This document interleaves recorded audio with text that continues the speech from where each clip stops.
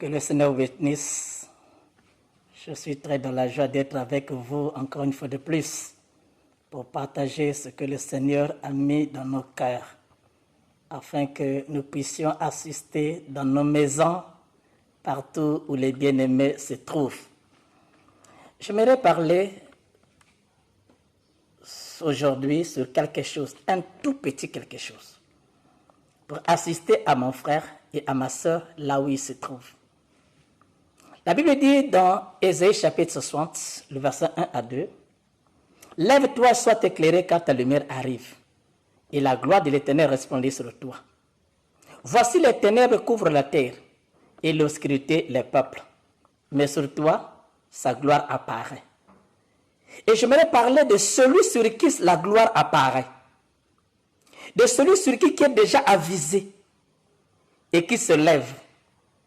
Vous verrez avec moi que lorsque le prophète Ésaïe, mis d'esprit de Dieu, qui se leva et qui vit le temps de la fin, qui vit la lumière qui jaillit, et qui vit aussi les ténèbres et l'obscurité sur le peuple.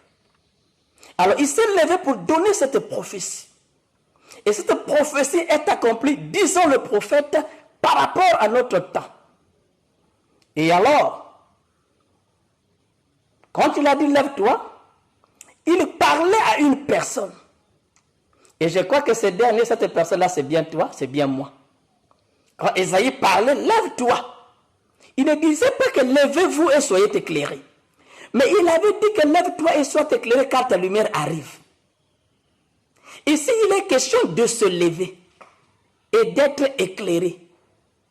La parole d'éclairage se trouve bien en nous. Nous sommes comme des colombes qui se nettoient avec de l'huile qui se trouve en elles-mêmes. Et nous sommes aussi les fils de Dieu. En nous, il y a quelque chose de Dieu. Lorsque Dieu nous a placés sur la terre, il nous a envoyés avec quelque chose d'impact. Pour qu'au travers de la chose que Dieu a mise en nous, que nous puissions émettre la lumière partout où nous irons. Voyez-vous? Ici, quand la Bible dit au verset 2, « Voici les ténèbres couvrent la terre et l'obscurité les peuples. » Ici, il est question des ténèbres qui va chacune d'un côté et l'autre d'un autre. Donc, les ténèbres couvrent la terre et l'obscurité couvre les peuples.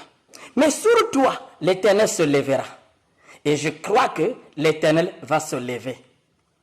Remarquez ici, le même prophète nous dit que jamais un temps de mélange entre l'obscurité et la lumière. Donc, l'obscurité s'abat profondément sur le peuple. Et il dit bien sûr, ceci est une prophétie du jour dans lequel nous vivons. C'est une prophétie. Nous sommes en train de la vivre. Un temps où l'obscurité et la lumière s'abattent sur la terre. Amen. Nous avons eu un prophète. Un prophète qui pouvait voir des choses avant. Il pouvait traverser sa vision, il pouvait traverser des époques transcontemporaines. Comme le prophète William Aaron Branham. En ces temps de la fin, qui a défini les choses et les choses ne sont que s'accomplir. Alors regardez ici avec moi.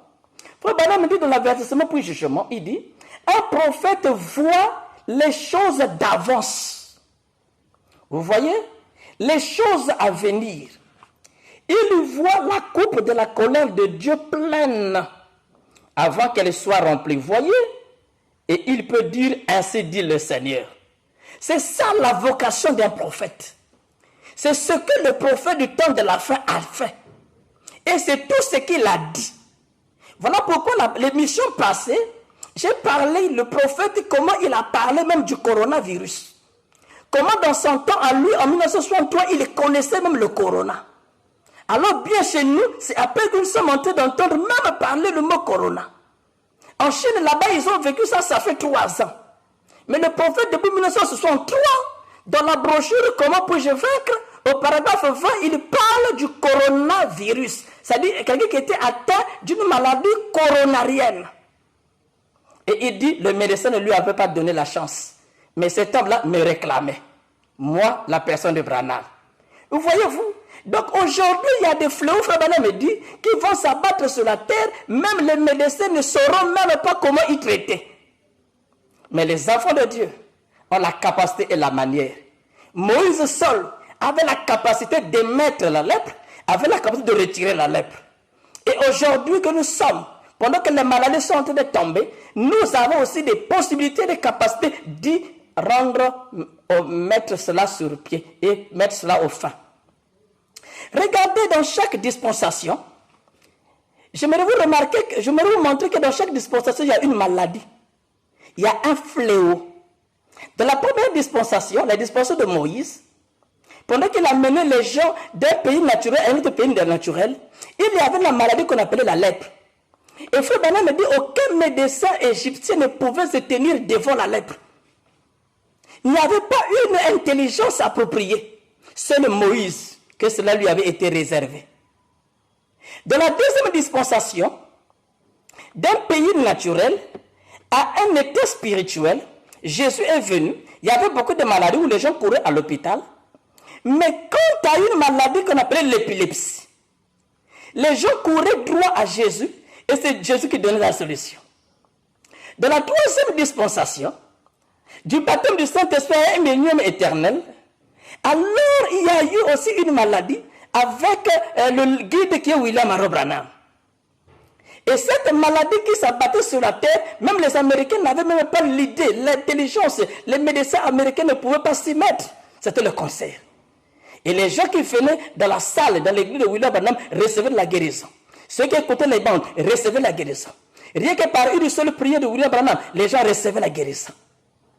Et en notre temps, dans cet âge de l'épouse, nous commençons à voir aussi une maladie qui bat son plein, qui est le coronavirus.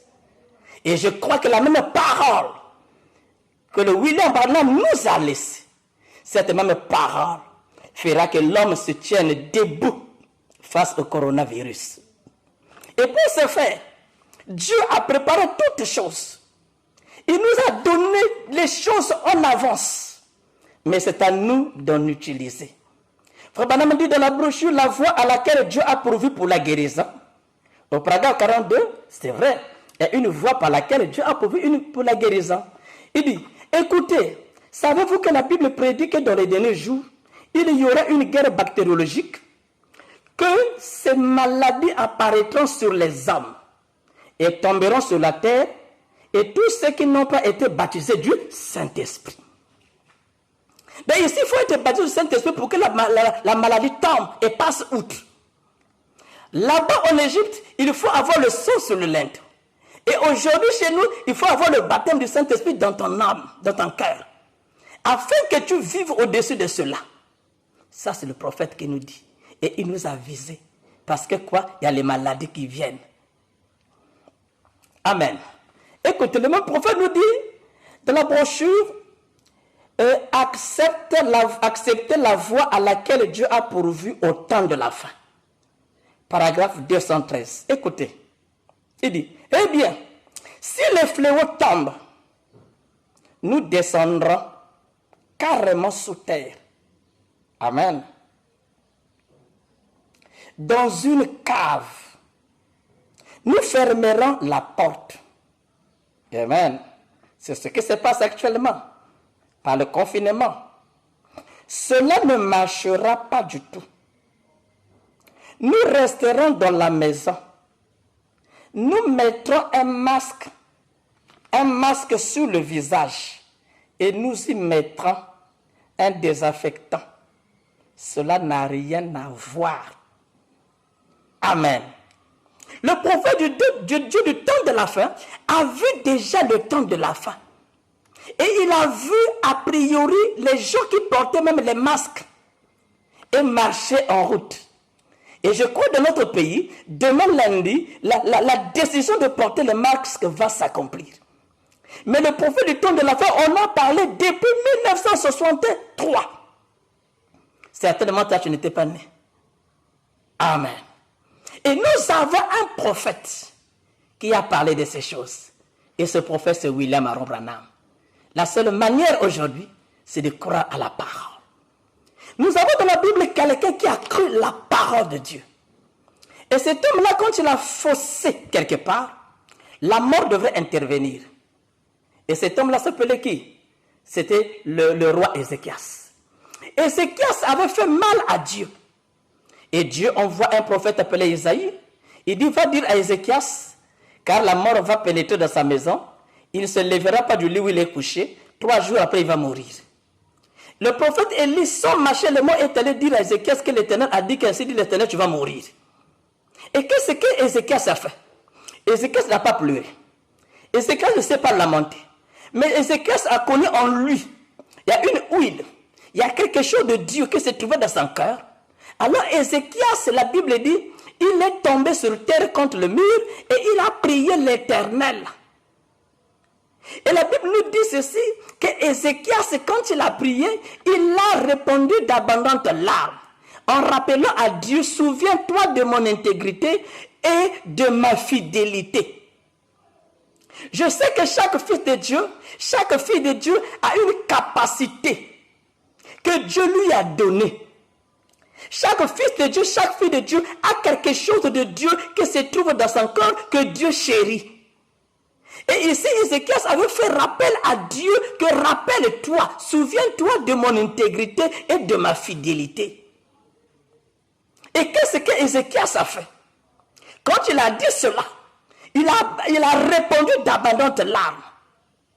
Et le Dieu du ciel, qui écoute les prières dans la détresse, qui écoute les désirs ardents de nos cœurs, il est allé encore dire à Isaïe le prophète, cours vite, va dire encore à Ézéchias, je lui ai accordé les 15 ans qu'il a demandé. Pourquoi Ézéchias avait demandé 15 ans?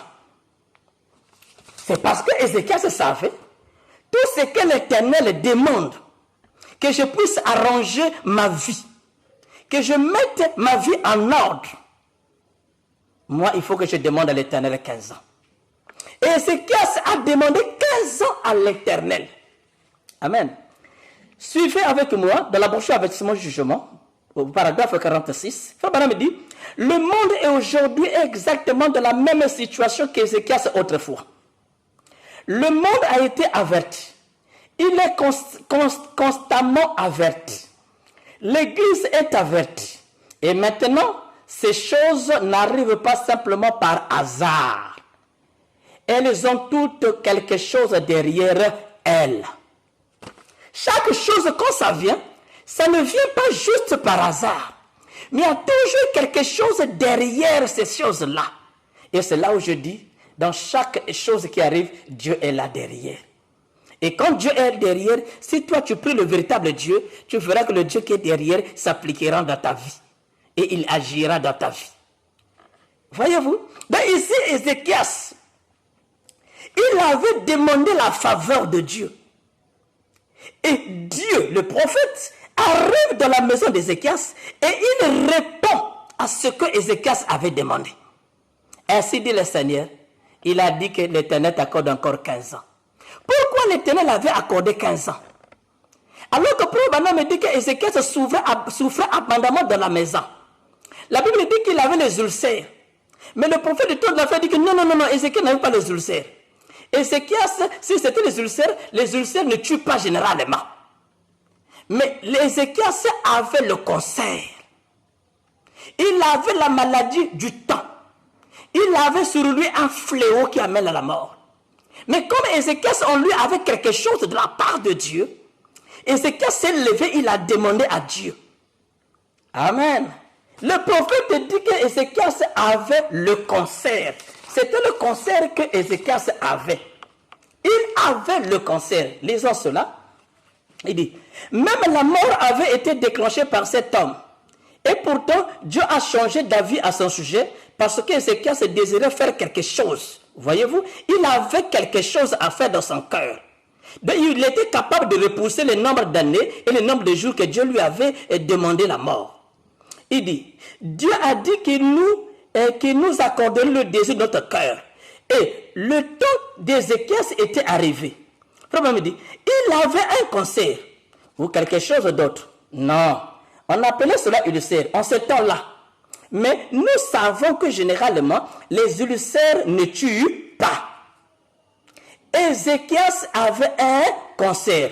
Oui, certainement. Voyez? Donc, Ézéchias, avec la maladie qu'il avait, ça lui a mené à la mort. Mais lorsqu'il connaissait le secret de Dieu, il s'est penché dans la prière dans sa maison. Comme j'avais lu la fois passée selon Ésaïe chapitre 26, verset 20 à 21. Comme j'avais lu Daniel chapitre 6, verset 10. Comme j'avais lu Matthieu chapitre 6, verset 6. Alors toutes ces choses-là permettent à l'homme de rentrer dans la maison et d'implorer la grâce de Dieu. Parce qu'il était en face avec une situation. Et remarquez ici, Ézéchias, il dit que, frère Branham dit qu'il avait un cancer. Mais Ézéchias, il répondit d'abondantes larmes. Qu'est-ce qu'il lui demande? Ézéchias dit, attendez, je vais lire ça, mes bien-aimés, s'il vous plaît. Il lui dit ceci, dans cette brochure, avertissement puis jugement, c'est toujours, il y a toujours un avertissement puis un jugement. Amen. Ézéchias dit, frère Branham dit, il me faudra 15 ans pour le faire. Faire quoi? Arranger sa vie. Il me faudra 15 ans pour le faire. Seigneur, voyez-vous, je sais que je m'en vais, mais il me faudra 15 ans pour mettre ma maison en ordre. Je ne peux pas le faire dans l'immédiat. Amen. Je ne peux pas le faire dans l'immédiat. Ici, Ézéchias dit, moi je peux faire ces choses-là à l'immédiat. Il dit, je ne peux pas le faire dans l'immédiat. Le temps me manque pour le faire. Il me faudra encore 15 ans pour le faire. Car il faut restituer ceci et arranger ceci et de remettre telle chose à telle personne. Vous voyez, Ézéchias reconnaît qu'il y avait des choses qu'il n'avait pas. Il avait certainement des dettes, il avait certainement des problèmes, il avait certainement des péchés inconfessés. Mais il demande à Dieu de lui accorder 15 ans pour arranger ces choses-là parce qu'en 3 jours, il ne pourrait pas. Et je crois aujourd'hui, je suis en face d'Ézéchias, celui qui a la capacité de répondre à la parole du Seigneur. Et je crois que cet homme-là, c'est bien toi. Je t'invite au travers de cette petite bande que Dieu t'amène dans un lieu par lequel tu vas demander la faveur de Dieu. Que le Seigneur te bénisse.